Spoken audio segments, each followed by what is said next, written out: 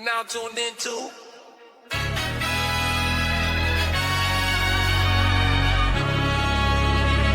the Quiet Car Podcast.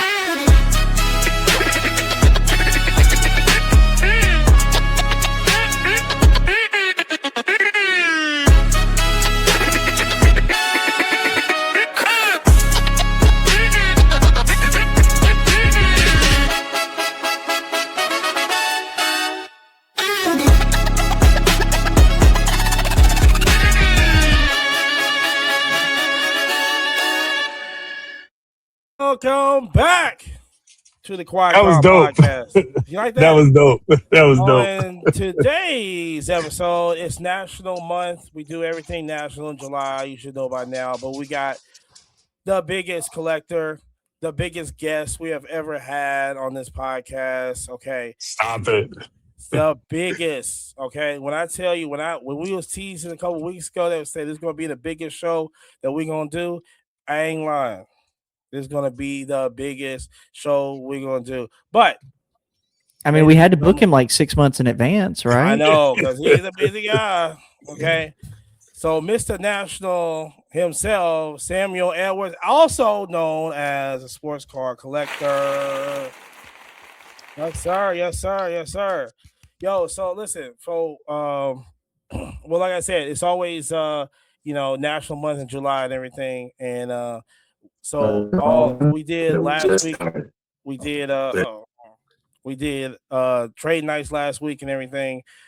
This week we're gonna go down to the history of it. We're gonna go down to what Sam's gonna do this, all that. But you already know what it is. Your boy Money right here. Gable's over there, right there. Jerry's right there, and take it away, Jerry. All right, you got me? Yeah, I got you. This episode is brought to you by Savorista Coffee. If you want some delicious decaf coffee, go to savorista.com. Use that promo code QUIETCARD for 25% off. So when you come to Chicago, have some delicious decaf because, everybody's going to be hitting the red eye on the way in, Yes. doing deals, steals. Catch us at trade night. That's savorista.com. Promo code QUIETCARD, 25% off. Yes, and also, you guys are official. I'm loving it. I'm loving it, man. To the quietcarpodcast.com to get the national shirts. Okay, we got national shirts, limited edition. Yes, we're doing the 100-hour streaming, but you go on there. Now, question, hold on. They get something crazy if they catch us with the national shirt on. Yes. At the national. Yes. So this is basically what we're doing. So basically, if anybody in the sound of my voice right now, if you order a shirt and then we see you on the stream with the shirt on at the national, you will be entered to win any system of your choice but GTA 6. Okay?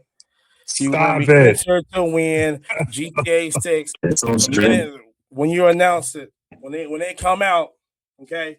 But here's a little preview of the shirt right now. They just got in. Go on the website. Okay. All right. Go on the website, get some merch and everything. All right. So it's like I said, it's National Month and everything. How is everybody doing today? Man, it's been good. It's been good. I'll start us out. Yeah. I mean, solid weekend. Just ramping up, trying my best to get ready for the national deals and steals. If you guys, gals, selling stuff, hit me up. Buying. I'm literally trying to take a backpack full of fun stuff. So hit me up on Pokemon, sports, non-sports, memorabilia. If it fits in a backpack, it's coming. Also, like I said at the beginning of the show, we got a huge guest on the podcast right now. And let me just introduce him right now, okay, for this week and hopefully many weeks to come also.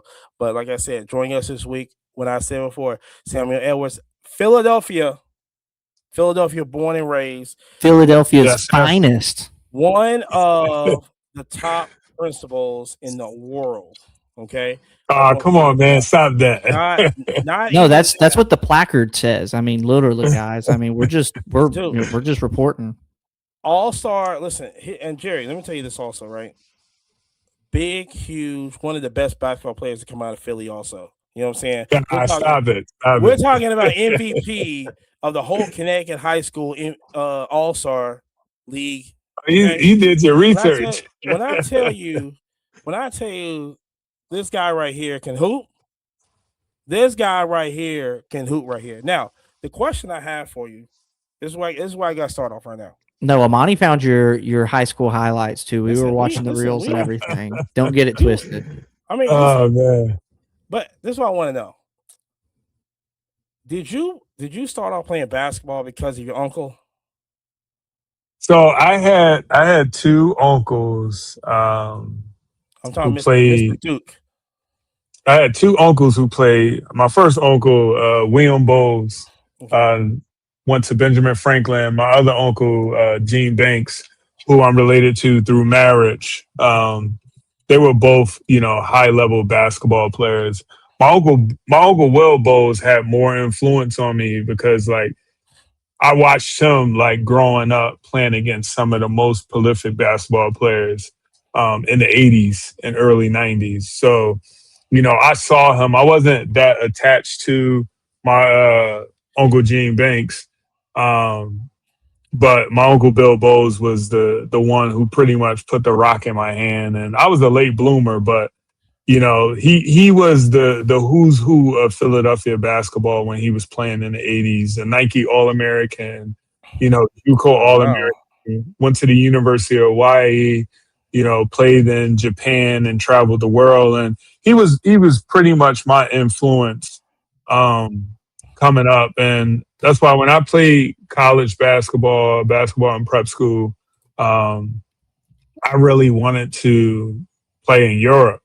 And play basketball because of the experiences and the things that I saw from him and learned from him. So, like every other kid, I wanted to play in the NBA. But I think going to prep school in Connecticut, it really reshaped my thinking in terms of how, one, I approach my education, how I approach, what basketball could do for me. And then just really buying in and learning how to play basketball because I was raw. I was a late bloomer. I didn't really learn how to play until I got to college. And once that happened, my sophomore year, I started hot out the gates, but I had a great career, won some conference championships, set some records, it was fun. It was fun. You know what I mean? But I think when I tore my ACL my junior year, it also took me back to a moment where I had to rethink a lot of things and what's my backup plan? Because basketball isn't guaranteed for everybody, you know what I mean? And so, I was grateful that I had the opportunity, graduate with my bachelor's, get my master's, you know what I mean? And then years later, I got another master's at the University of Penn in Philly.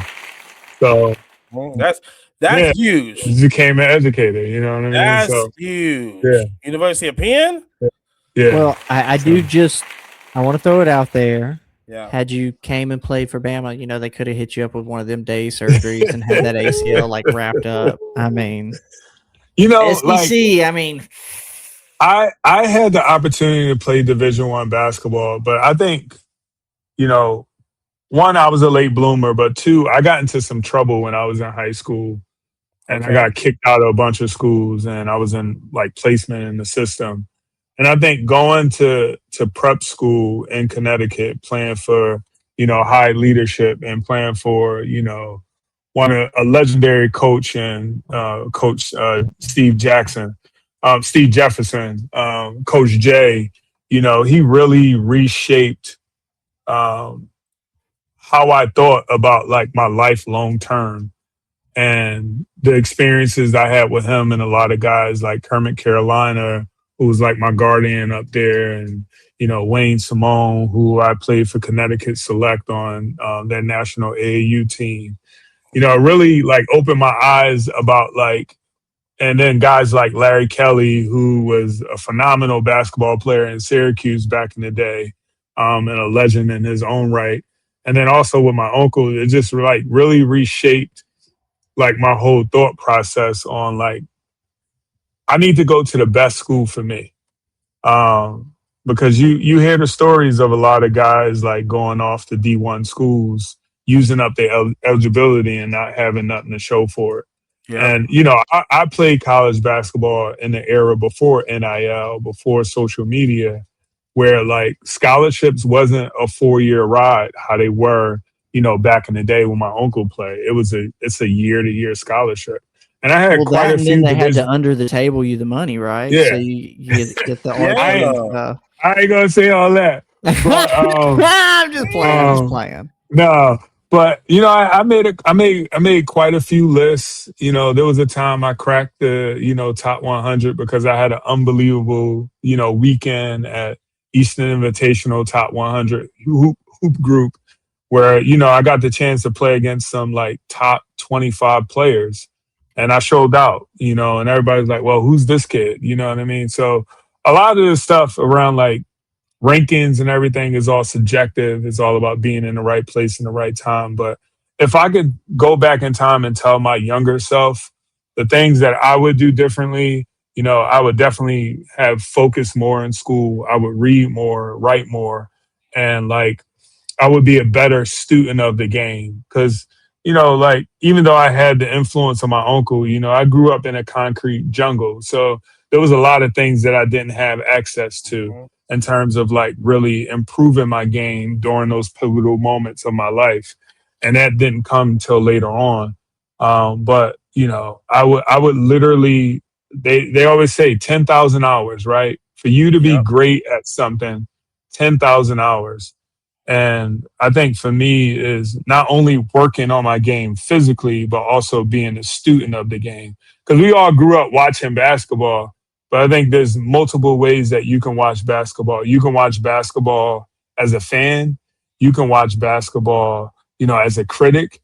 And you can watch basketball also as a student of the game. So the players that, I really admire the most, am I watching them because I'm amazed by the things that they're doing on the basketball court? But am I watching them because I'm watching how they handle the ball?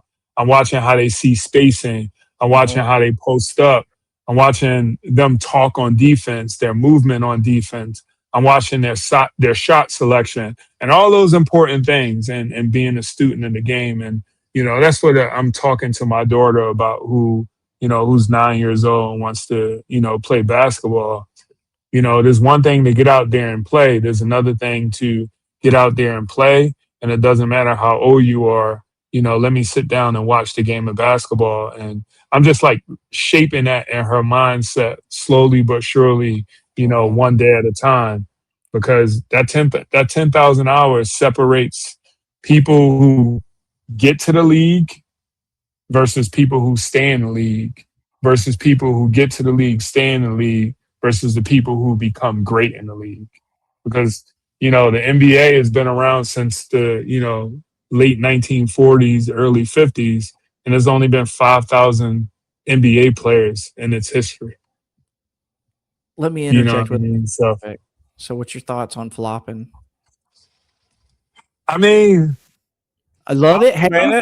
I wasn't a flopper. I just think at times, I think the reason why this generation gets knocked a lot when it comes to sports, because I think the athletes today are uber athletic. At times, I think they tend to lack physical toughness. I do think physical toughness is a part of the game, but I also think sometimes there are shortcuts made to circumvent the rules. To try to get a added advantage of like cutting the corner.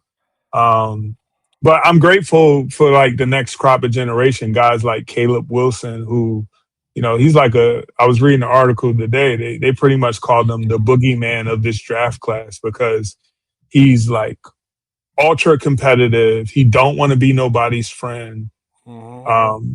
He plays the game at a high level. He's a thinker. He takes great shots, and he's like, if you are better than me, prove it. You know what I mean? And I'm gonna prove it to myself that I'm better than you.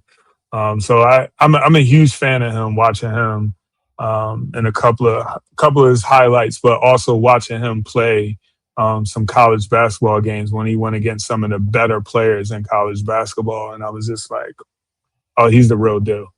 No, he's a beast. I think Yeah. him. I'm watching Summer League right now, and shout out to Fallon, Alabama's own. He's He's nice. He's nice. He's up there. He's a hooper. He's a hooper. You're welcome. Yeah, he's a hooper. I don't like, when it comes to like geographical locations, you have the basketball meccas of the world, like Yes. The New Yorks, the Chicagos, the California, LA, Compton, and Philly, Alabama, you know what I mean, Jersey, and like he's one where I'm like, if you take him out of Alabama, that homegrown talent, he fits well in a Philly, he fits well in a Chicago, he fits well, in a Compton, he fits well in a New York, you know what I mean, like because. He's got the goods, man. He's got the goods.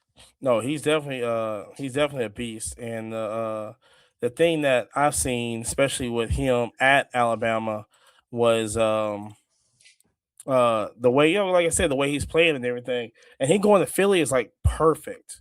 Yeah. Okay? Perfect. You know what I'm saying, for him. But even looking great shot selection. He can handle it too. Can pass the ball. Can handle the ball. He goes downhill very well. He knows how to change directions.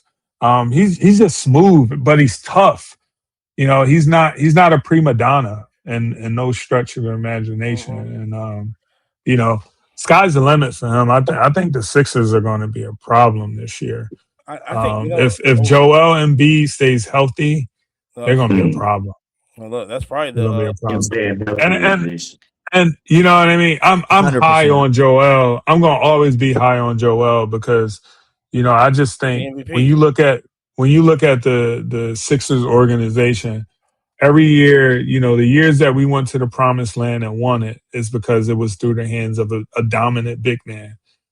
First being Wilt, second being Moses Malone, and then now Joel Embiid. And if he can pull that off, he would be in a very special class of, Philadelphia, not Philadelphia basketball because he wasn't born here, but just Philadelphia basketball as it relates to the Sixers organization. Yeah.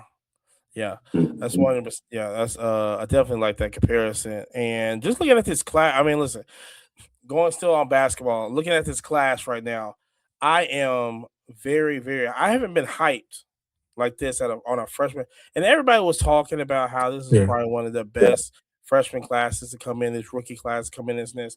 But even seeing, and I'm even looking at Cameron Carr at the Lakers, and I'm going, oh my gosh, this is from Baylor. I was like, oh my gosh, this is, because it's not just like Boozer and AJ and all this other stuff, but it's like I would say because in my opinion, I think the 1996 draft class was the greatest class ever because it was a deep class.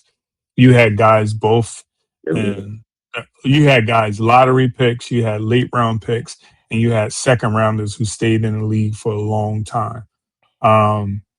Just so like talent. I'm not talking about like accolades because sometimes accolades could be subjective and they're going to also be a popularity contest. You know what I mean? Like when you look at Kareem, no knock against Kareem Abdul-Jabbar. I think he's one of, top 5 basketball players ever. But a lot of his league MVPs came because back in the day, players used to vote for MVP. So, it was about the guys who liked you in the league. And like he was Cat. Nobody was going against the Cat. You know what I mean? So everybody respected him. Everybody feared him in the league, But when I say like basketball talent, like that 96 class was deep. 1 to 63, I believe. Now, you know what I mean? Like it's a deep class. And then there's 84 because, you got Mike, you got Hakeem, you know what I mean? You got Barkley. Like that, the first 5 picks in the 84 draft, and even Sam Perkins. Like Sam Perkins was a McDonald's All-American, and a consensus, All-American in college basketball coming out of North Carolina. So he wasn't no slouch. Then you got 84, and then you got LeBron's class. You know what I mean? But I think the reason why I like this class, because I don't think this class is going to be better than the 96 class, but the reason why I like this class because it's deep. It feels deep like the 96 class. Full of uber talented, like solid basketball players, not like players full of potential. We had those years with a lot of players who were full of potential and then, they were out of the league after their rookie contract. You know what I mean? But like just deep, a deep talented like team, and a deep talented draft class. So I'm curious to see how we look at this class 10 years from now to see like what are their accolades, but did those guys coming in like get better? You know what I mean? Like there's a kid from Arkansas. I can't think of his name right now, but he dropped 30 points the other night, and he was a second round draft pick. And like Kyle Perry's like, how did he slip to the second round? You know what I mean? And so like that's what I'm talking about. And that was the thing about that 96 draft class. They had some second rounders who was like, you know what I mean? So now for people that's in the dust right now, that 96 class, the first pick was probably one of the greatest point guards ever. Allen Iverson. Right? Yeah, Allen Iverson. That's also Kobe Bryant's class also. And I think Ray Allen. Steve Nash, Ray Allen, Derek Fisher, Antoine Walker, like the list goes on and on. List goes on and on. Like Samagi Walker, like the list goes on. Nick Van Exel, like Derek Fisher, like I mean that draft class was deep. Yeah. Deep draft class. You know what I mean? So Jermaine O'Neal, like Stephon Marbury. Like think about the name, like the people we just named. Like those were like God rest his soul. Like Lorenzen Wright was a monster. You know what I mean? He was a monster. So a lot of talent in that 96 class. So shout out a lot of talent. Have you ever thought about coaching? I did coach. I coached for a little bit when I was in college, when I was recovering from my ACL injury. Coached some like local travel basketball, some AAU basketball. I had a lot of fun with it. My thing is like coaching is like for you to get to the highs of highs, like you have to be like a lifer. And there's a lot of long nights with that. You know what I mean? Trying to grind and get into at the university level, starting from the bottom and like doing all those things. And like, I mean, I love basketball and I loved coaching basketball because a lot of the players that I coached that I was in college, I still talk to this day. And, I feel like I had a great impact on their lives and their development. But I think my passion was education, to be an educator, and I think I'm more impactful as an educator than I would have been as a college basketball coach. Now to go off that, who's the person? Now, I was like my dad. He kept me in like math. It was like math this, math that. My mom was like, you got to read. You know what I'm saying? She about the importance of reading and stuff. Who? I mean, knowing that you was the man on the basketball court, right? We talking about, but your future going like, this is basketball for me right now. What was that turn? What was that pivot at where it was like, you know what? This education this is probably where I need to go. I think it's when I tore my ACL my junior year. And it was crazy part, like, it was like weird because like coming out of my sophomore campaign, like I improved a lot on the basketball court. And I was ready. Like, and another thing I wish I could do is like go back to my younger self and talk to myself in college and be like, don't defer to anybody. because when I was a freshman, I deferred a lot to the older guys, and like I kind of held myself back intentionally. What? And then Let me, I let me ask you, had a was that the year that you broke the blocks record? no, that was my sophomore year. That was my Okay. sophomore year. Okay. And my freshman year, I held myself back a lot. And like, because one, I knew I needed to learn how to be a basketball player and learn how to function in a system as opposed to like being an athletic player that just has a nose for the ball and go get the ball. Right. And if I can go back in time and talk to myself, like, don't defer, just play off your instincts, continue to be like a student of the game and learn the game. And also, like, even when I had a lot of success my sophomore year, I deferred a lot as well. Like, there were moments where, like, I would be in the game and, like, I would look to the older guys. Because we had this, like, system where, like, you subbed yourself out. And there would be moments where, Okay. like, I knew I wasn't tired, but, like, I wanted the older guys to, like, get their burn and their run. And I'd be like, yo, get ready. You know what I mean? And, like, if I can go back in time, I would tell myself not to defer. Keep going. Just play. Just keep going. And then like my junior year, exiting out of my like sophomore year, it was strange, man, because like the coach who recruited me, like he had to retire because he was going through a lot of stuff, personal stuff. And then we had a new coach, and like, you know, the stage was like set for me and this other forward on my team, because in our conference championship game, us three sophomores, we scored like as a team, I think we scored like 65 points that game or 75 points that game to win our conference championship. But like the three of us, I think we scored like 55 of that 75 because we were like all in double figures or something like that. That game. And like the stage was set. Like I was ready. Like going into my junior year, I was like, I did 2 years of like deferring. And then like right before October 15th, where like college basketball starts, I tore my ACL. And that was like my first basketball injury ever. So I battled like depression during that time. Like, cause I was like, man, if I can't be me athletically, I can't play basketball. But it also just like really gave me perspective about like the whole basketball thing and like what is it that I want for my life, and Right.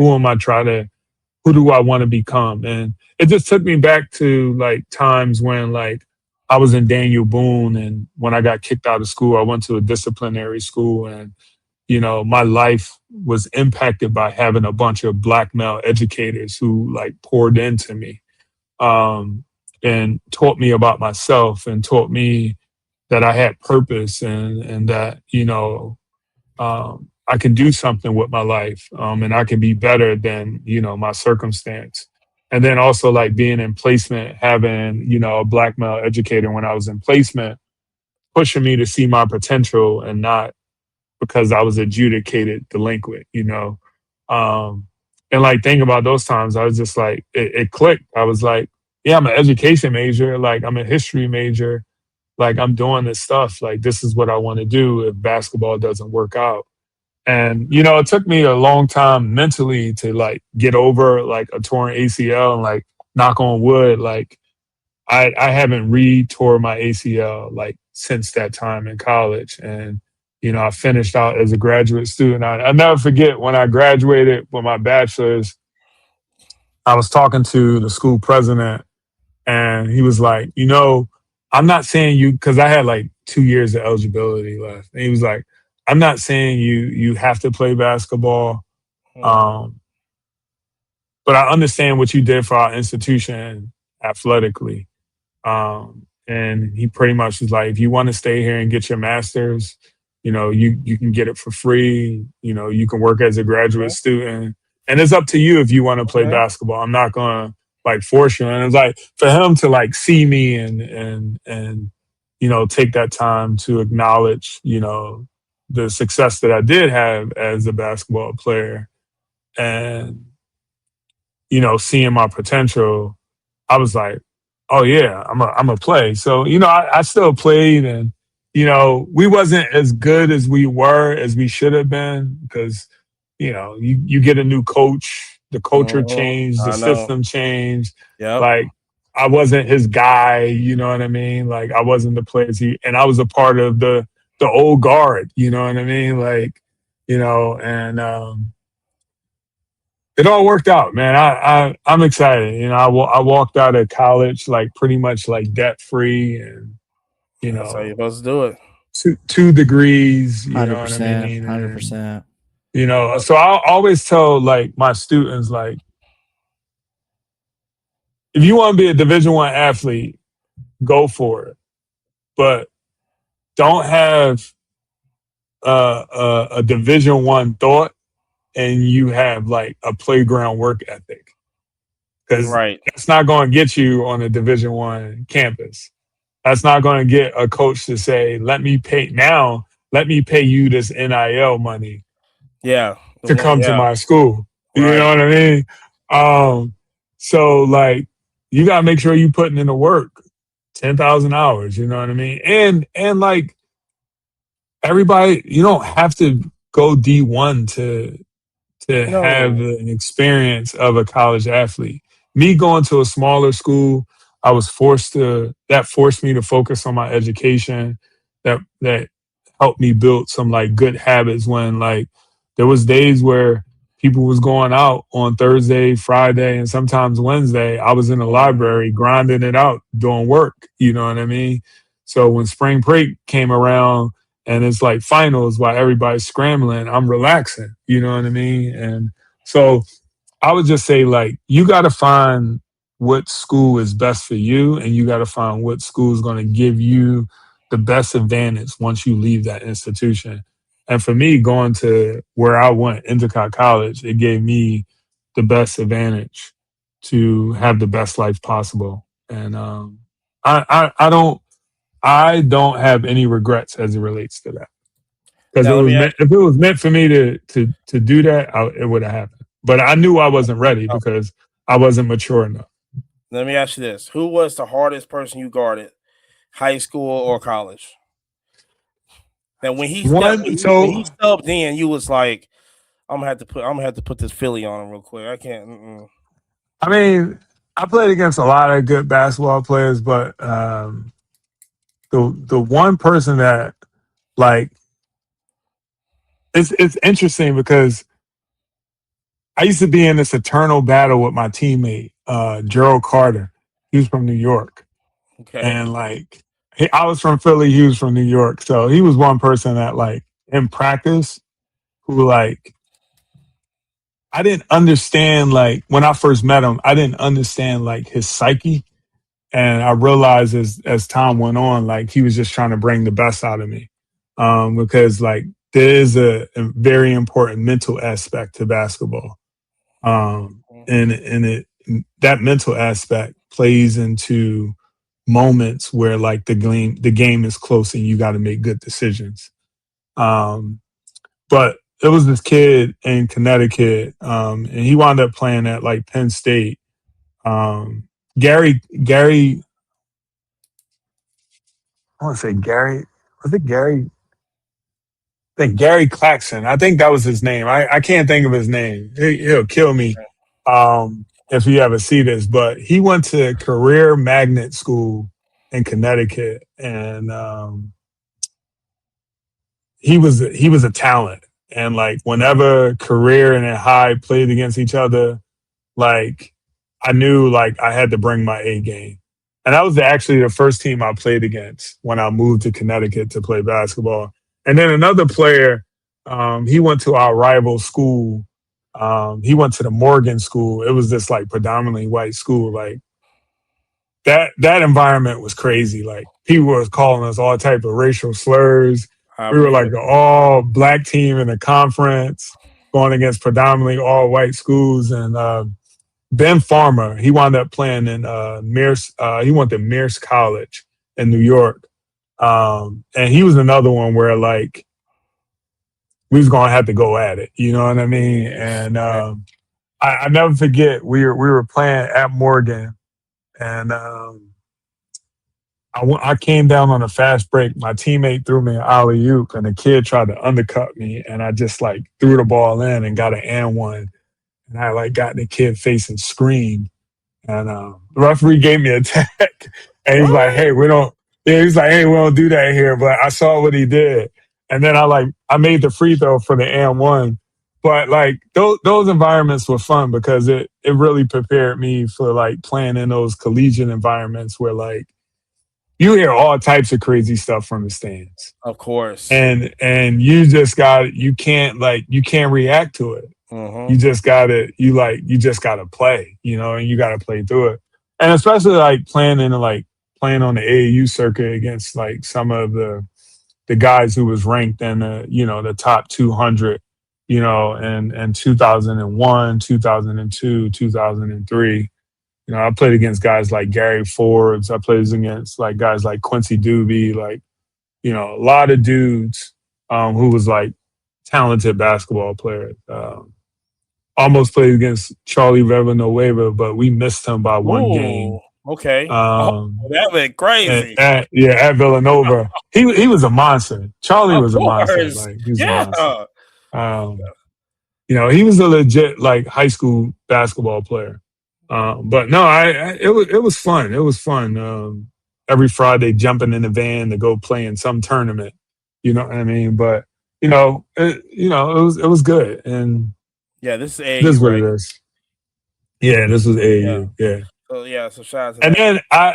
then I played some I think when I was like 35, 36, because I'm 42 now, and I just went through this stretch where I wanted to get it all out of my system. So I played in this Lifetime Fitness League. It's like this like national gym all over the place. 38U? Yeah. So we played in like New York. Okay.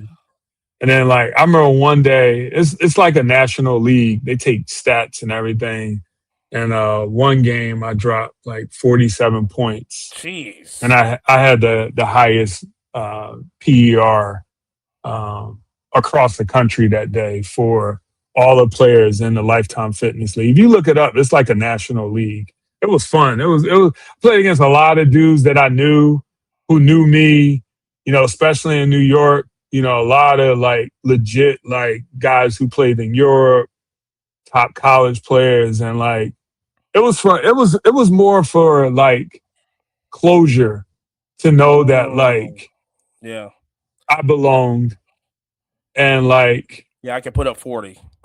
I'm gonna leave it all out there. You know what I mean? Because like in college, like I didn't score a lot of points in college because it was more so like on our team, we were all good. Like everybody on the team won a state championship.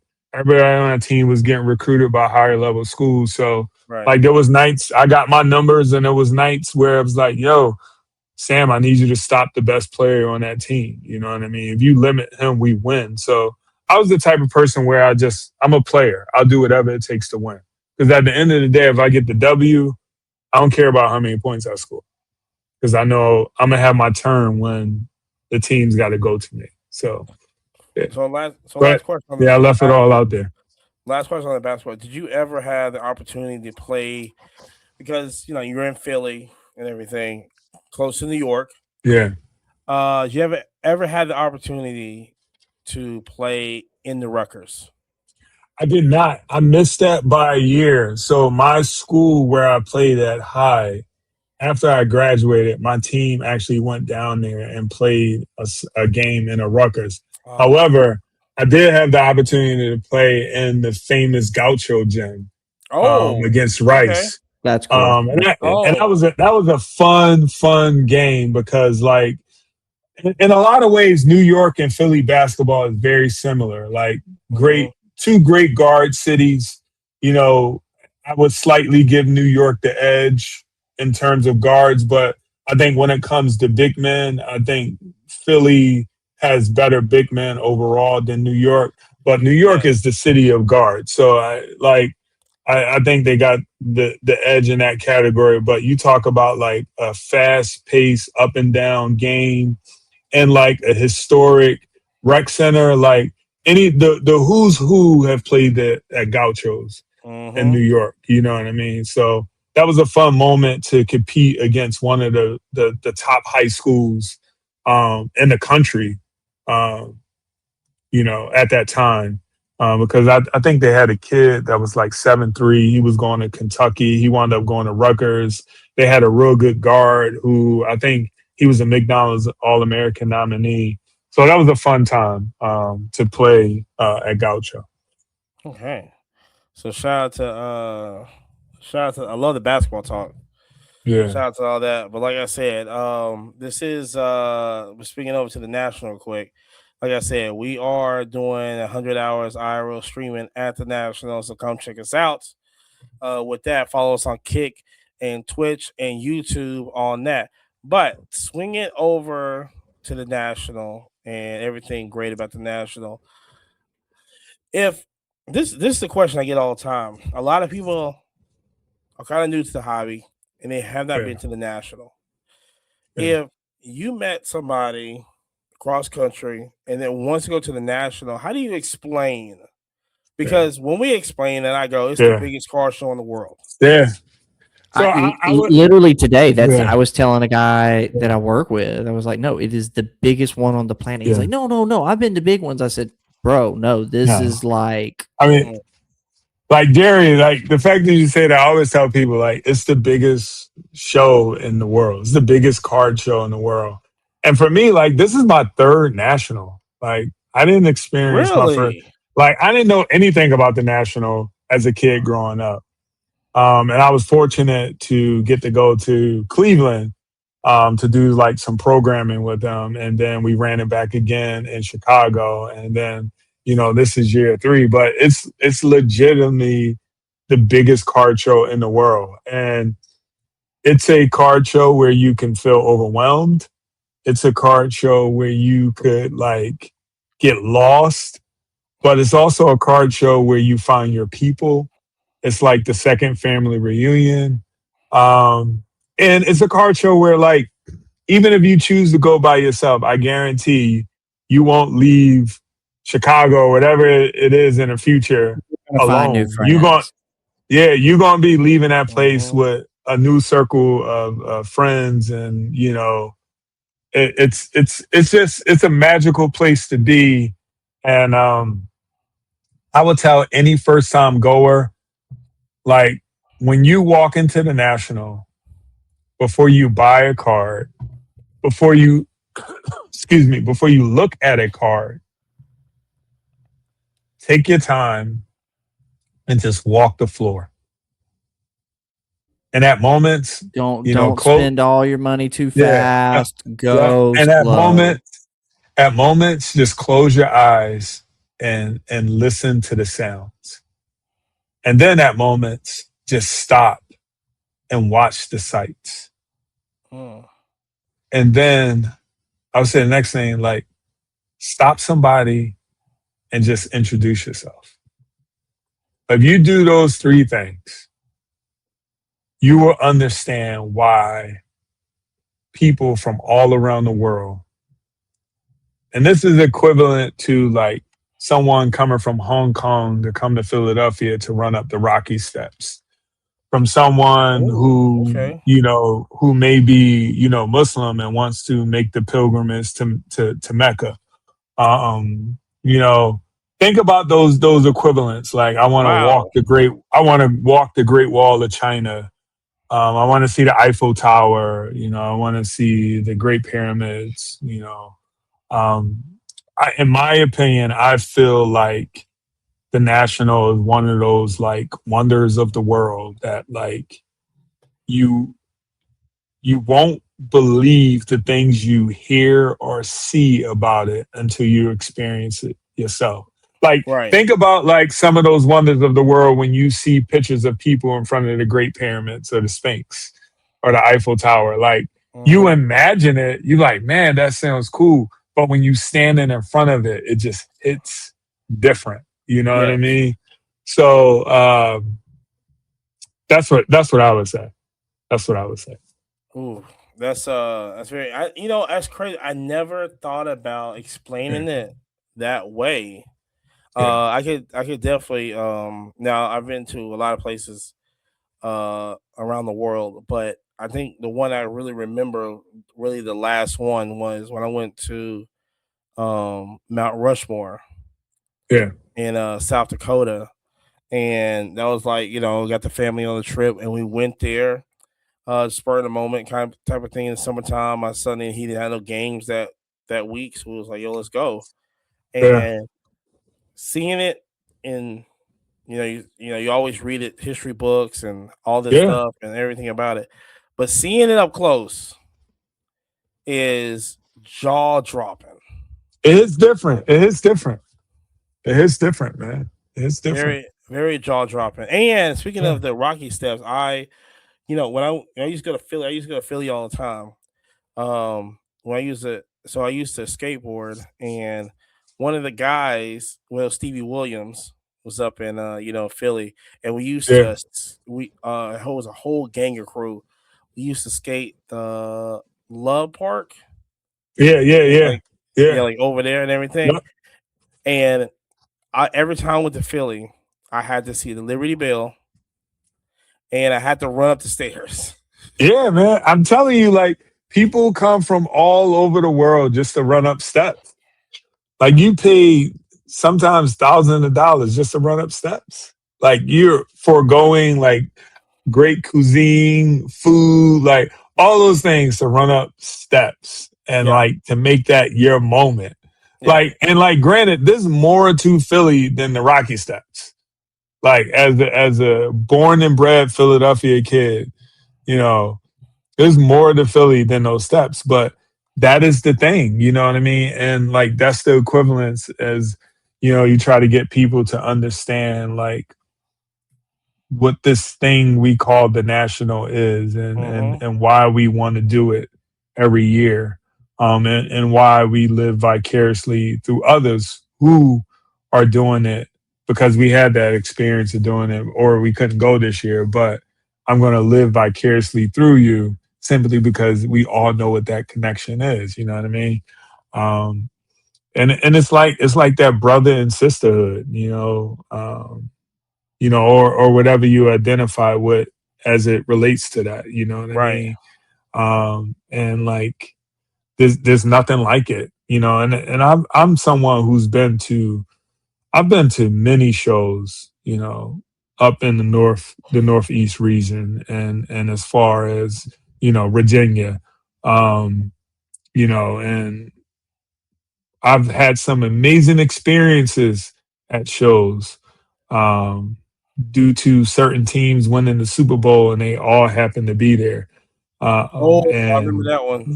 yeah, nothing compares to the national. You know what I mean? And that's the one for me. That's the one for me. The thing is still talking about Philly for a second, and I have to ask. I asked just a shout out to Erica. What is the best Philly cheesesteak? Where's this at? So I'm a vegan now, but What? Oh my god! yeah, I've been a vegan since 2017. You know what I mean? Oh, Eating clean, man. Eating clean, man. Yo, man. Look, I have, not to get on a health tip, I have so many friends that's my age who is on dialysis, hmm, and their body is breaking down on them at 42, or losing people at a young age, and you find out why they died, and it had something to do with the foods that they were consuming. hmm. Like, that's a real thing, you know what I mean? And like, eating clean isn't for everybody. Like, yeah, do I have my moment when I indulge in certain things because I love oysters? You know what I mean? Like, so like, I like Really? cookies. Um, We but need to convince Monty to not eat McDonald's. I don't eat McDonald's at all. oh yeah, that's horrible. Stay away Love from that, McDonald's. black man. Love, Stay love, away love the from that, fish on black man. fish on fillet. That is not a fish you eat. You know what I'm Ugh. saying? Okay, It now ain't hold no on, hold on. damn fish. Right after Do you Mississippi get ice River. at restaurants though? That's a Uh good oh. question. Uh oh. This is Jerry's thing. Go ahead, No, Dave. I don't think I did. I don't think I did. Yeah, I no, think I did. I started following a guy on TikTok. His whole business Yeah. is he cleans ice machines. Yeah. I don't get Yeah, ice you don't get any ice. restaurant I on the mean, planet. I would say this, right? The So eating clean, big deal. Keep there are three of the greatest forms of liberation that any human being can partake in is what you put in your body in terms of food, reading, and writing. Okay. Yeah, I agree with that. Those are the greatest forms of liberation anybody can take because through reading, you expand your mind. You can take your imagination to places that it never thought you can go. You could engage in conversations with people and you Mhm. can ask questions and challenge things. And through writing, I just think you can change the world. So, you know, and I mean, you know what the data says about black men and health. I get a physical every year. That's You know, true. I Yeah. ask very targeted questions to my doctor. um Hmm. I do all those meaningful things to take care of my body, especially as someone who grew up in a food desert in North Philly and not having access to good food. But back to the original question, Yeah. What you I'm got? always I'm always going to be biased, and I'll rank it this way. So like I'll tell people this: stay away from like Passaginos. Like that's not a Yeah. cheesesteak. Okay. That's not a cheesesteak. Real people who eat cheesesteaks don't put cheese whiz on a steak. Oh, wait a minute. Like Whoa. no, That's no, that's no, huge. That no. that's huge. Real Wow. Philadelphians know you don't put cheese whiz on your steak. Um, I could find 50 corner stores that make cheesesteaks better than Pat's and Geno's. That's just my opinion. I would say here's how I would rank them. I would rank them. I think Max's has one of the best cheesesteaks at Broad and Erie. Um, I think Jim's on Fourth and South Street makes a good cheesesteak. And then you can go Delisandro's or Angelo's or one of those places. But for I love me, Angelo. Max's is gonna always be the king of the cheesesteak for me. Okay. All right. I like And Max. and I would challenge people to eat a cheesesteak hoagie. What? Cheesesteak hoagie, you got your steak, your fried onions, lettuce, and tomatoes with Yeah, but ketchup. ain't that on a Cheesesteak ketchup? hoagie. Yeah, cheesesteak hoagie. Yeah, but is it if that's the bread, right? That's what I'm saying. It's that's a hoagie bread, right? Yeah, it's a hoagie bread, but the toppings are different. See, the traditional cheesesteak is just the fried onions, the cheese, and the steak. Oh, you But talking about this I would rabbit say foot on it. the next stop up from the cheesesteak hoagie is the cheesesteak hoagie, like a traditional hoagie with like lunch meat, lettuce, tomatoes, pickles, and all that. But what the cheesesteak hoagie is, you get the lettuce and tomatoes and pickles, and you put it on your cheesesteak hoagie. I love the cheesesteak hoagie. Put that in my notes. Okay, cheesesteak hoagie. See, most people eat it the traditional way with just the pick your any type of cheese besides cheese whiz, right? Your fried I thought onions. cheese whiz was like a thing. Nah, man. Yeah, it's a Nobody cheese want that. byproduct. It's not even real freaking Well, cheese. yeah, It's but First of all, disgusting. nobody want that yellow. Nobody want that yellow cheese on that y'all do it in cheesesteak. Philly. Nah, that's Y'all not the a one Philly saying thing. it.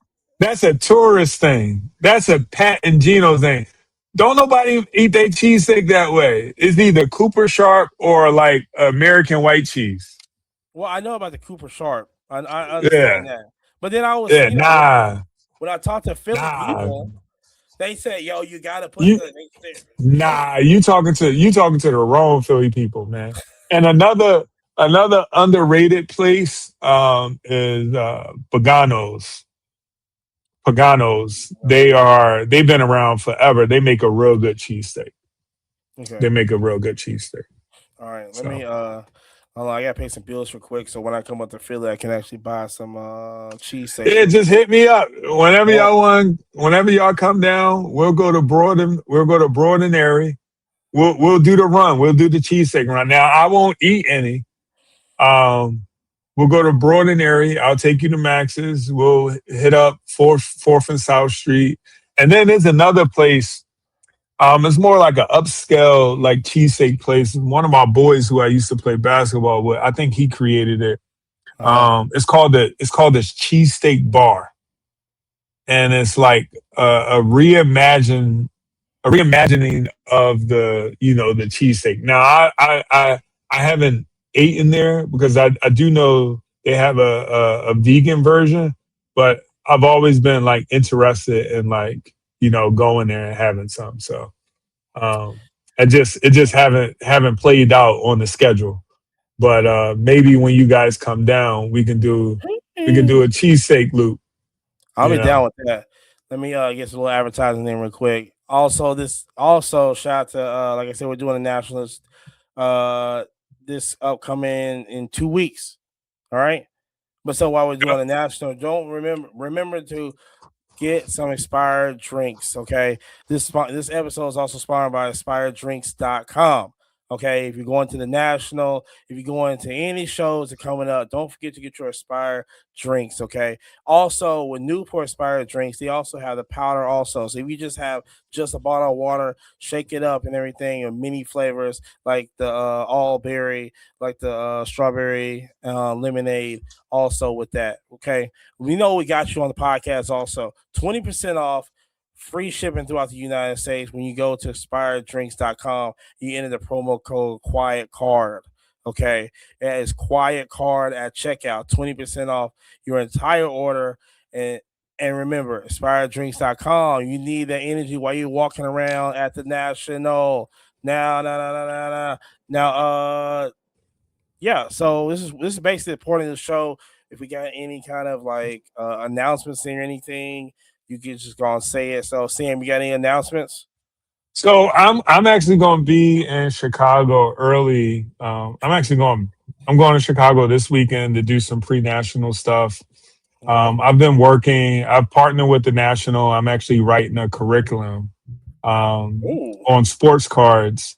And we're partnering with Curtis Grandison organization to essentially create access points for the students of the Chicago City Public Schools to, get back into collecting. Because I often say, I grew up in a neighborhood full of prolific collectors. And due to, structural and systemic things that impacted my neighborhood, there was this great exodus of collectors who left the hobby. And what we didn't call it the hobby in the early 90s, but, I'm calling it the hobby today. Right. And I just feel like there was this gap, this generation who grew up not collecting cards. And I was that last generation before the gap.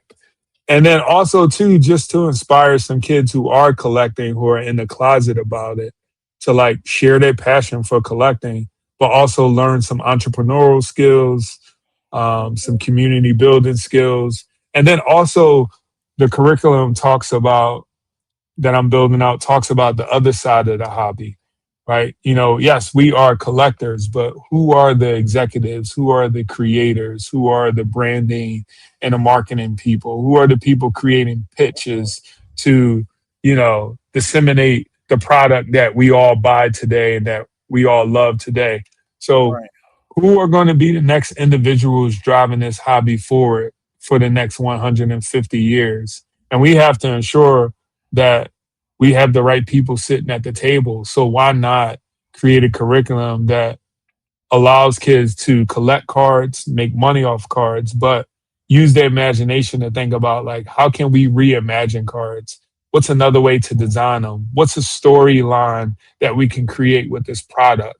How can we make cars more culturally, relevant?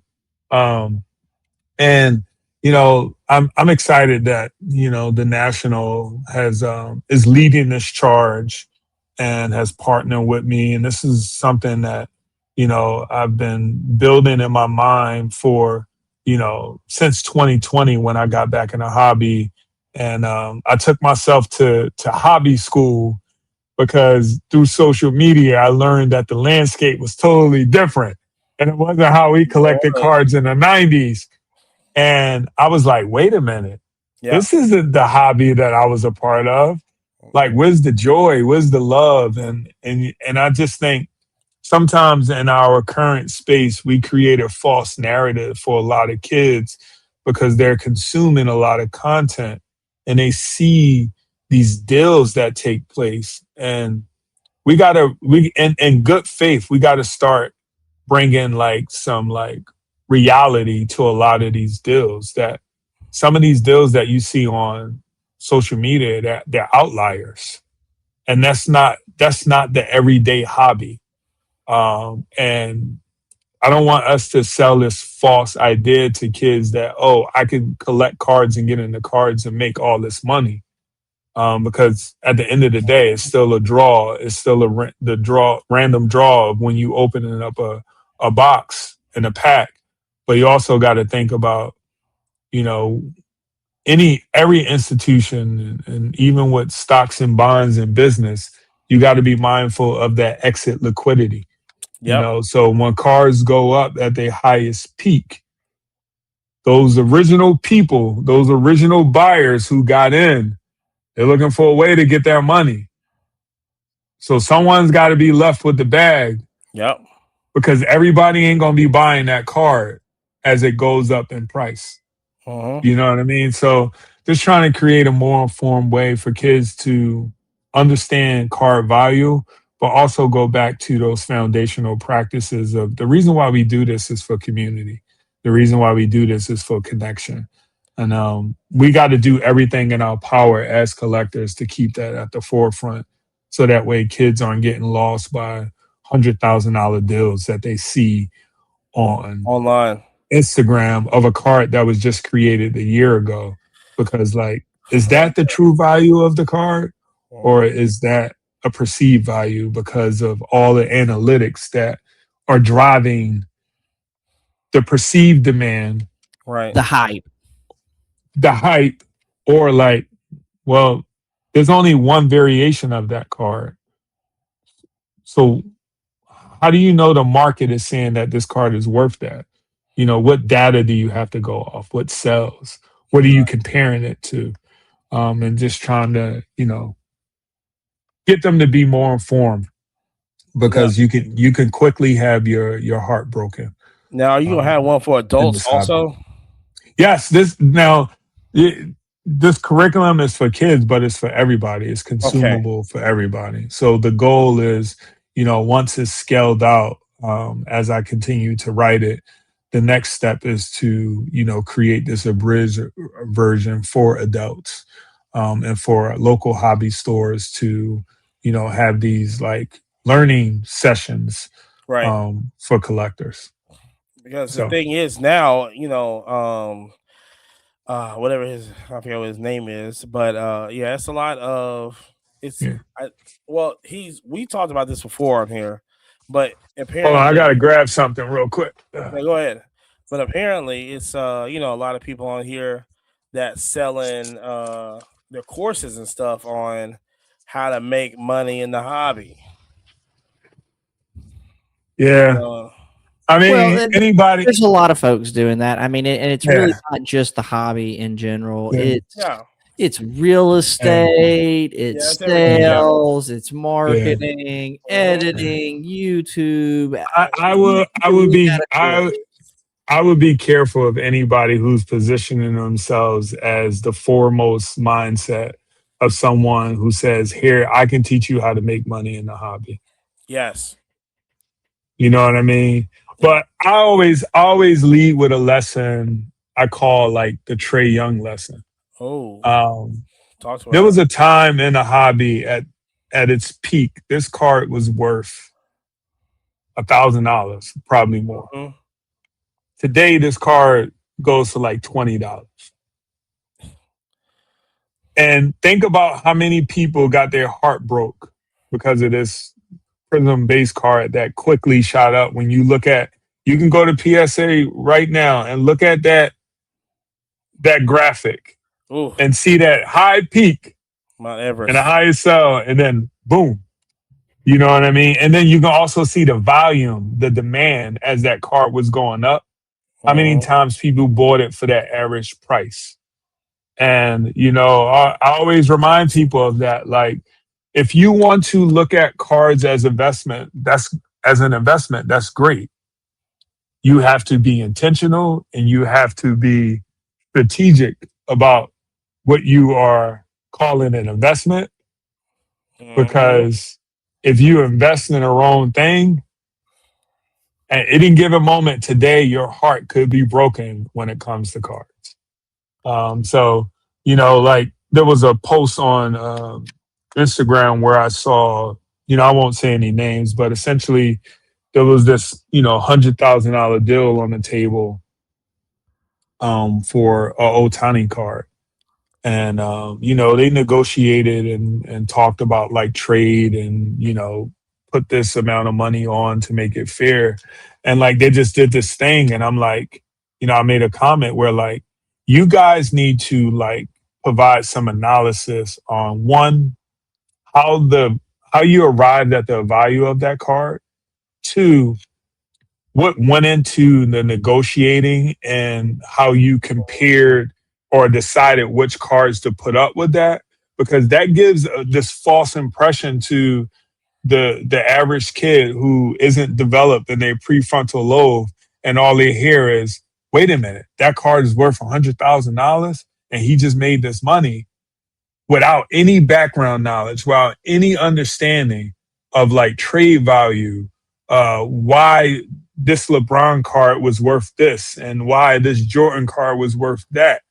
All they hear is $100,000 and then this trade, and now I have an old Tani card valued at $100,000 Right. with no sales history, with nothing to compare it to. So, like, that's why I say we got to be careful when we are, putting out this content, when we talk about sales and this exchange that's happened, because and on some hand there is physical cash that is being exchanged for cards, but on another hand there's monopoly money that's being exchanged for a card too. Interesting. And we all know monopoly money ain't real. Jeez. You know That's what I mean? So we gotta be more sound about this generation that's coming up, and how they're consuming this content. Um, and we just gotta make sure we're being intentional and giving them the details and the facts. right. And I think it's another thing that's interesting also. And hope everybody that's listening is, really, it's a lot of information that's happening right now. But I think the thing is that yes, um, it's a lot of people in the hobbies just basically trying to keep up with the Joneses. Yeah, We say this a lot on here that they're trying to keep up with the Joneses, and of course, a lot of this stuff don't make sense. And how do they get to this point? And there's and when you do a trade, I think it's a thing, especially I'm at shows, this, and you know my whole thing is, and Jerry and I and Yabo, we do this also, is that even when at shows, we're talking to these kids going, well, how you come up with this number? This is what I'm getting. I'm showing you the data. They can't even show, even say, like, you have all these apps and all this other stuff, this. Still a lot of them kids, they just go, well, I just heard that it was this. They yeah, can't bring in and show you, which I'm showing them, and I'm yeah, valuing at this point, and I want to shout out to Rob over at Car Sharks, because a lot of the times that he does it, he'll tell you like, no, this is where the value is at right now. I don't care there wasn't a sale 2 years ago. This is what he's doing right now. This is how value works. But some Yeah, people just don't, they don't listen to that. So yeah, that's very important. and yeah, we gotta continue to educate. We got to continue to be mindful of the content that we put out there, and also too, like, the algorithm is the algorithm, but we also have to think about, like, how do we control the algorithm? Because right now, like, when I look at my timeline, I don't see none of my collectors' friends' content in terms of like the cards that they're sharing. Everything I see is centered around some type of a transaction. And I'm like, Ooh, okay. I didn't ask for this, like, right? And I got to be intentional and like type in your name, Amani, because I don't see you on my timeline no more. I don't see you on my timeline no more, Jerry. And like, type in your name and intentionally search, like, what cards have Amani shared today or posted today? What cards have Jerry shared and posted today?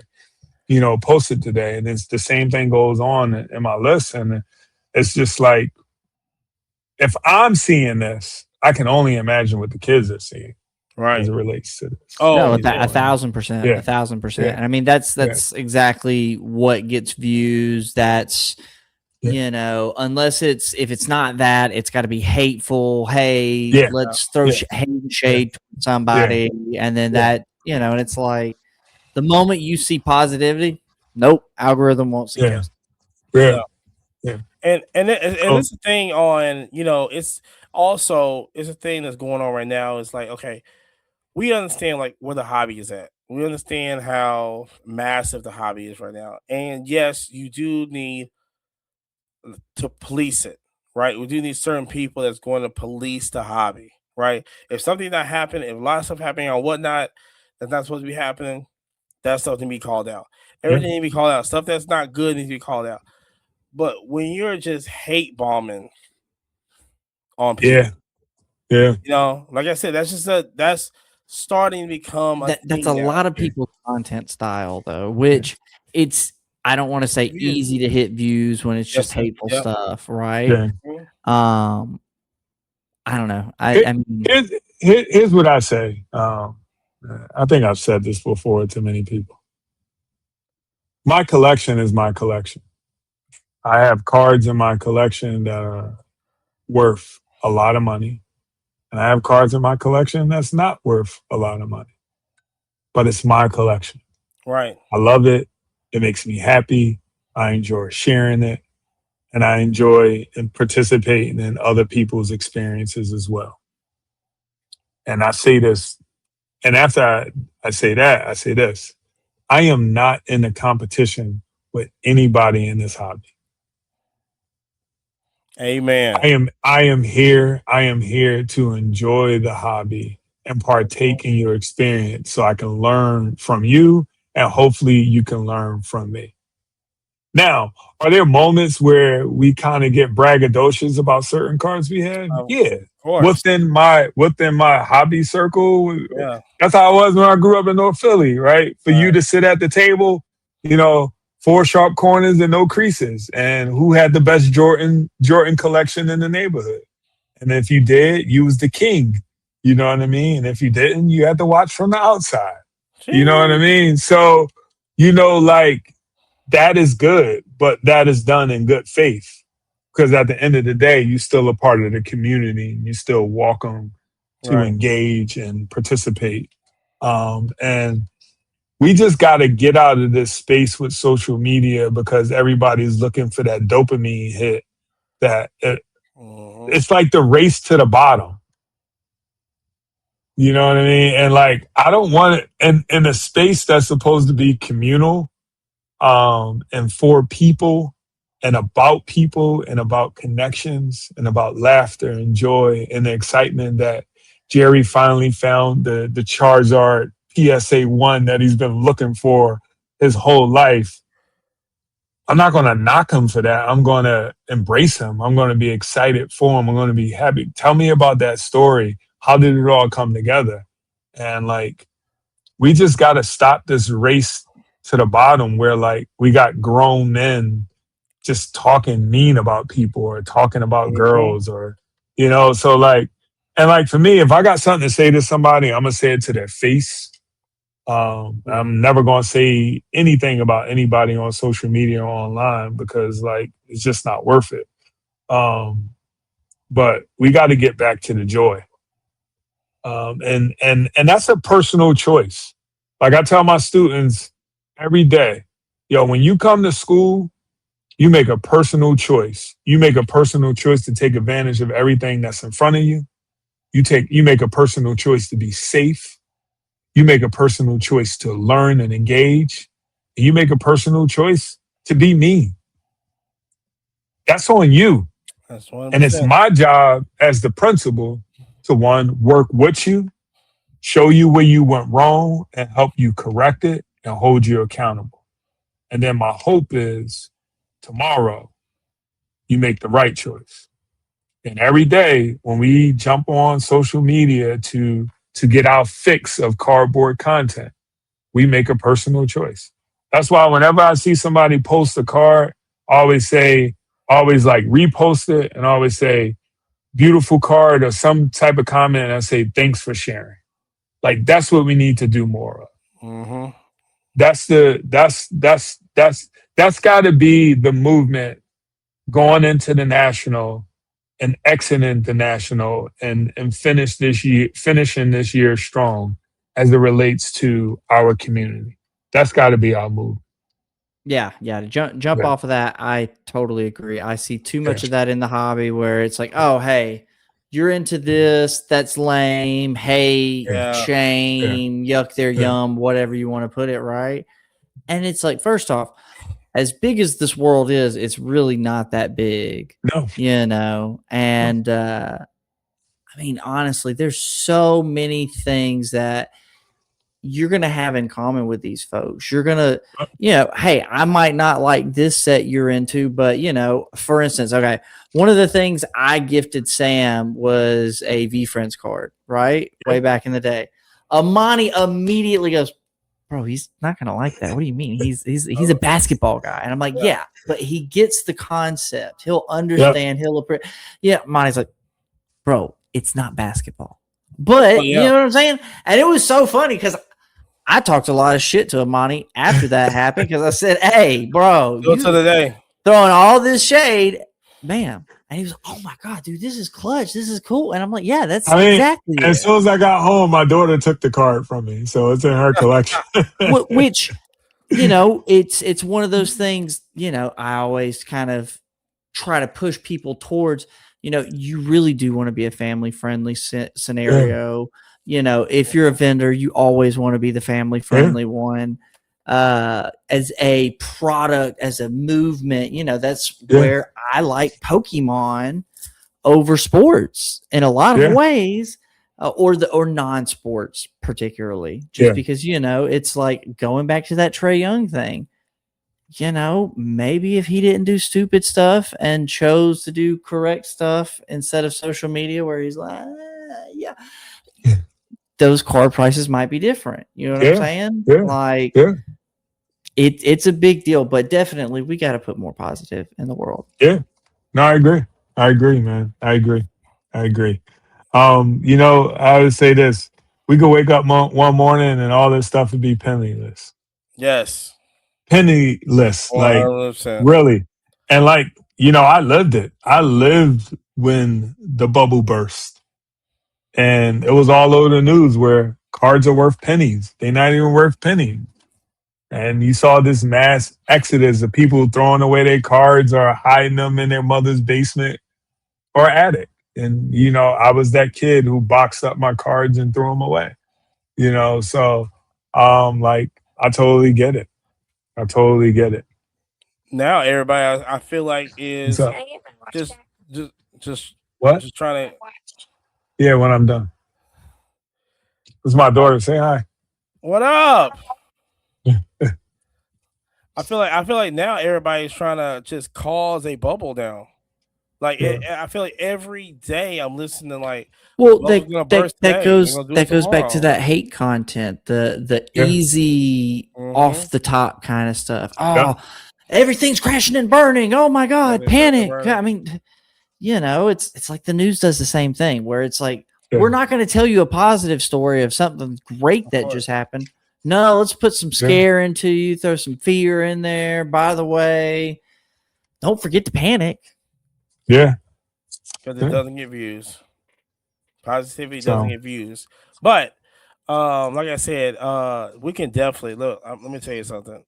The shout out. Look, so before we leave, Sam, shout out all your social media stuff. Shout out everything you're gonna do at the national. I'm gonna be a busy man at the national. I'm also gonna be overseeing the national live studio booth, which is fun.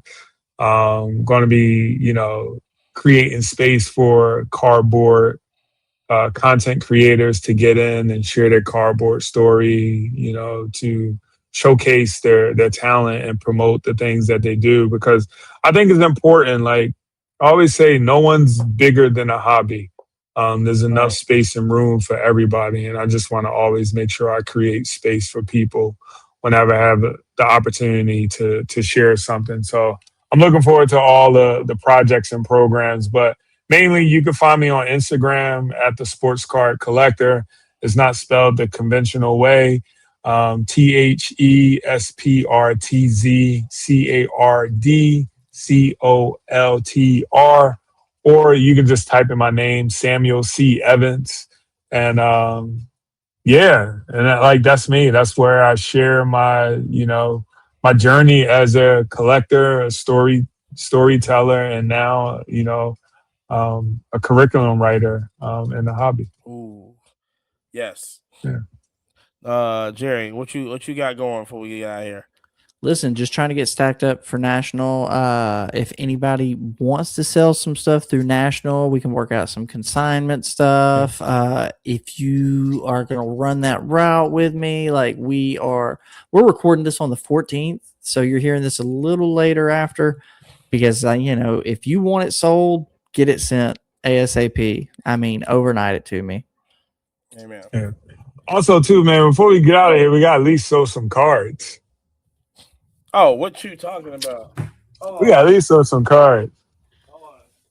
Talking about some vintage, I got some stuff right here for you. I got vintage too. Let's go. Let's do this. All right, so I'm gonna show two things I recently picked up. This is a card that's like on my top 100 list. Okay. When the opportunity presented itself, I just had to get it. 1954 Topps, Willie Mays. So I had to get that. I had to get that. Beautiful card. Beautiful card. So yeah, I had to get that. Okay. I had to get that. Okay, what you got?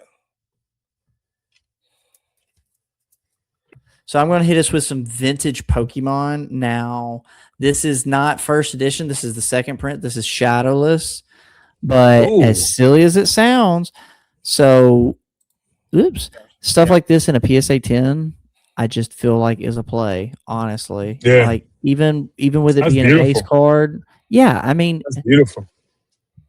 Now, I'll be 100% with you guys. I have thought about taking this to Beckett at the National and seeing if it would cross for a black label. We'll see. So take that risk. Take that risk. Take that risk. Take that risk. All right, so let me just say this. Since you was talking about PSA 1s and everything, I got the 74, 70, 74, 75. Got a nice little Michael Jackson. That's pretty clutch. That's pretty clutch. So my daughter has the white border of that I bought for her. Okay. PSA 7, and it's like a pop 4, but the total pop is like 32. I might have to buy that off you, man. I might have to convince you to sell that to me. so I could give it to my daughter, man. She loves Michael Man. Jackson. Family members is crazy. Amani, She that's loves a pretty Michael crazy Jackson. card. I wonder who'd you source that from? Well, you know, She loves Michael Jackson. I got a guy in a vintage. What's the pop on that? Not that high. Let me see. I can check. Yeah, scan it on the My PSA daughter, app. my daughter loves Michael Jackson, man. She would die if I brought her that card home, man. I don't know. I might have to convince you, man. So out of the PSA 1, it's only one with a total population of 13. And This then is everything graded. This is the one. This is the one my daughter has. Ah, okay. That's sick. That's her card right there. That's Okay. sick. That's 75. Yeah. Okay. Yeah. It's PSA 7. Yeah. And it's the Pop 39. And this card just went up in price. His estimate right now is worth close to like $700, $656. Jeez, yeah, that's right. We don't want to pay for college. Sheesh. So yeah, I'm excited. It's only one PSA 10, 3 PSA 9s, 1 PSA 8, and 3 7s. Well, and the beautiful thing with vintage like that, for one, that individual is not going to do anything to tarnish their reputation. For two, they're not ripping anymore, like at all. Yeah. It might not have that crazy spike like the modern stuff, but it's going to have that slow and steady. Slow grind. So, Monty, we're going to have to work something out, brother. He got it for a good price. Man. He got a lot of wiggle room on that. I'm pretty sure he sourced that for a super cheap price. You got to do that for me, man. I don't ask much of you. All right, I got my last card. I got one too. This is something that I just picked up and I've been super excited about it. I shared it on my story the other day. For anybody who know me, they know I'm a huge Wilt Chamberlain fan. I just got his this is the TCMA basketball. This is a Pop 4 on PSA. Total Pop 22. That's nasty. That's nasty. Beautiful card. Incredibly Beautiful centered card, too. man. I mean, if we're gonna get there, I mean, beautiful card. Yeah. So, Amani, you want to get us on this next one? That's one that's gonna stay in the PC forever. So I might. You know what I might do? I might go to this store where I saw this Black Panther card. It was numbered to 5. And I might just buy it and bring it to the National with me and slide it over to you. And maybe you can hand me to Michael Jackson. I might know a guy. You never know. Yeah. You never know. All right, now. You never know.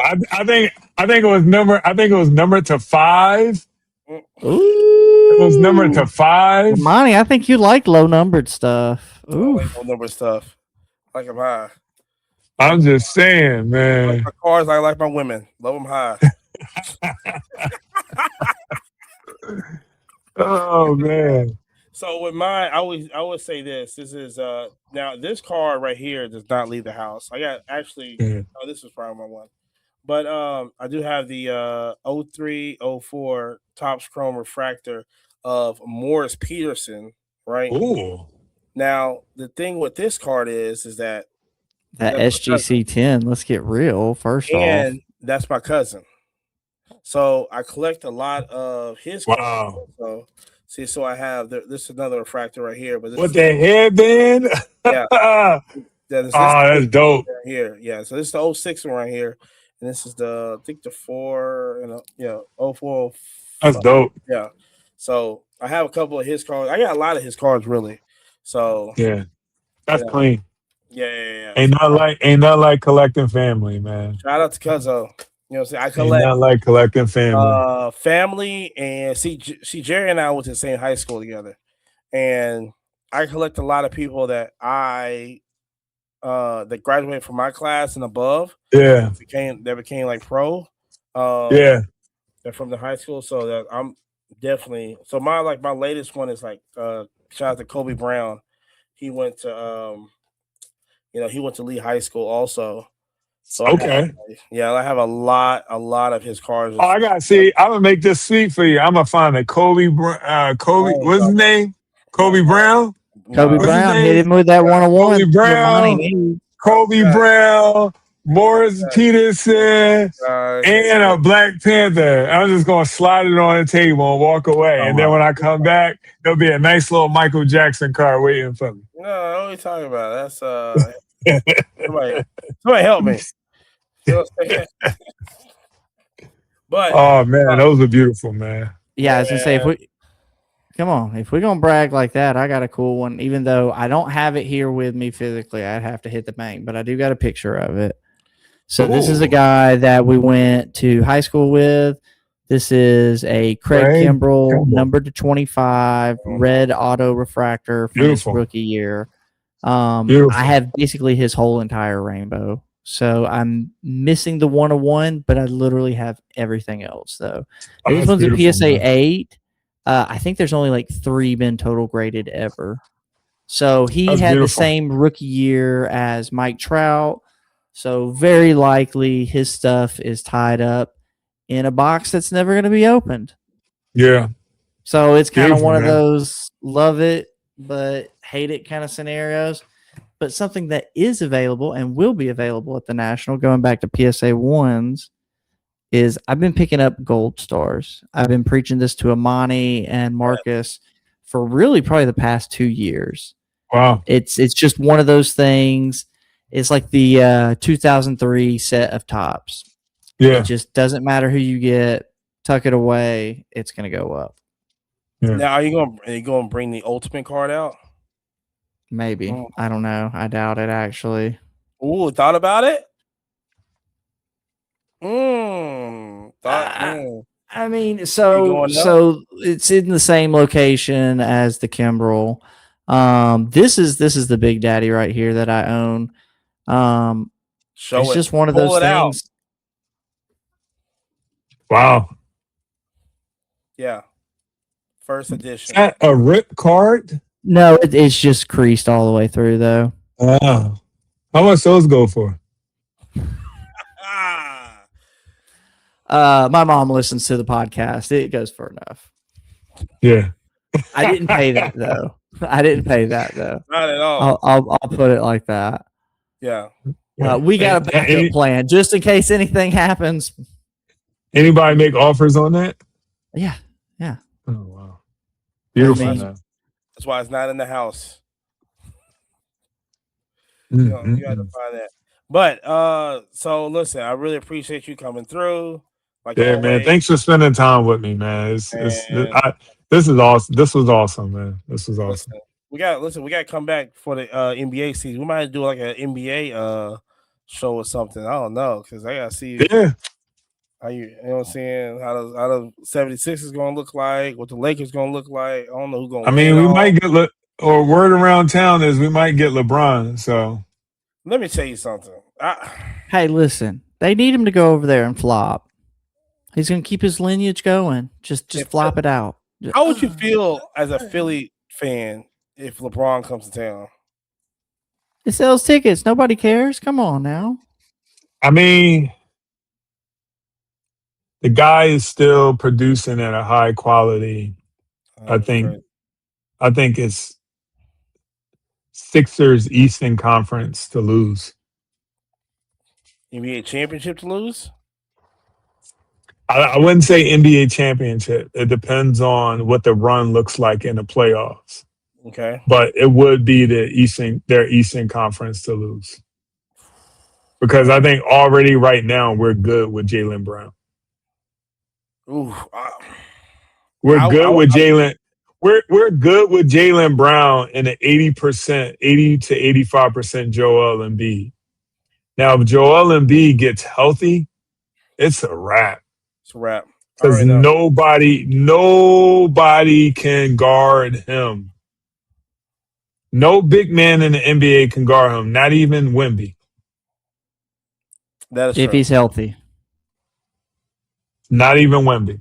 You know what I mean? So, but the key word is if. What they said that, you know, he started working out and he's looking good and practice. His body looks good, and this is his first healthy summer in a long time. So, Ooh, you know, wow. my hope, you know, that, you know, he could take us to the promised land. Joel Embiid. Hey, last time they said that it was MVP, but Yeah, he could take us to the promised land. So Jaylen Brown, VJ on the same team with Embiid and possibly LeBron. and don't forget about Maxey. Oh, I forgot about Tyrese Maxey. Holy smokes. Don't forget about Maxey. Suffering succotash. That is crazy. Because that is. We'll see, man. We'll see. We'll see. We'll But like I see. said, appreciate you coming on. Like I said, everybody follow the YouTube, Twitch, and the Kick. So like I said, we all gonna be at the National. You know what I'm saying? I need one of those shirts too, man. I got you. Extra large. And I'm gonna pay for it too. Oh, okay. You know what I'm saying? And I'm gonna pay for it too. Anything to get the Michael Jackson card is crazy. Yeah. Yes. Max, look at him. It's like as if he knew what we were giving away, possibly. I'm a FaceTime you with my daughter so she can say, Uncle Amani, can you please trade my dad that Michael Jackson card so I can have it for my PC? My Facebook. I'm gonna get her to do the sad puppy face on you. Watch. You know, it's crazy. My FaceTime don't work in July for some reason. It's crazy. I'm gonna get her to, yo, she gonna give you a look. You're gonna be like, but Amani, I gotta complete the set. I've already got this other one. I need the small too. She gonna give you a look. I'm telling you, man. She gonna give you a look. On that note, shout out to the. But, that's a beautiful card, man. That's a beautiful card, man. Yeah, shout out. Shout out to the guy who sourced it for you too. Yeah, it's a beautiful card. But like I said, we're gonna be at the National and everything. All four. Well, Ye was not here, but all four of us definitely gonna be there and everything. Like I said, you go to the quietcardpodcast.com, get your National shirts. Like I said, very limited run on those. Like I said, you come to the National and you have the shirt on in the IRL stream, and you will be qualified for the GTA 6. Doesn't matter what console you're on, we got you. You know what I'm saying? Wow. We'll pre-order that thing for you, no problem at all. We just show you. Wow, like I said, you guys are amazing, man. You know what I'm saying? Showing love and everything back, man. You know what I'm saying? Because a community we built here is crazy. Yep. You know what I'm saying? So, you know, we appreciate everybody that's showed up and everything. Sam, we appreciate you coming in. You know what I'm saying? Always, man. Yeah, bro, we appreciate you making it through the storm, bro. Listen, I told you I drove through that stuff earlier. It was crazy. So yeah, but I got you. Hey, look, Sam, I got you. You know what I'm saying? Whatever you need us to do, we right there. Appreciate y'all, man. I appreciate y'all. It means a lot. I'm happy that I'm happy that I met you. I'm happy that through meeting you, I got to meet Yabo, Jerry, and I'm grateful for our friendship and, you know, our family hood through the hobby, man. So, yeah. But like I said, I think when all hearts and minds are satisfied, I think we are good to go. Remember, be safe out there, and you know, when your friends want to jump off the bridge, don't jump off unless it's 20 degrees, unless it's 100 degrees outside. Other than that, we are out of here. Jerry, you want to close it out? We're out of here. Peace. Yabo.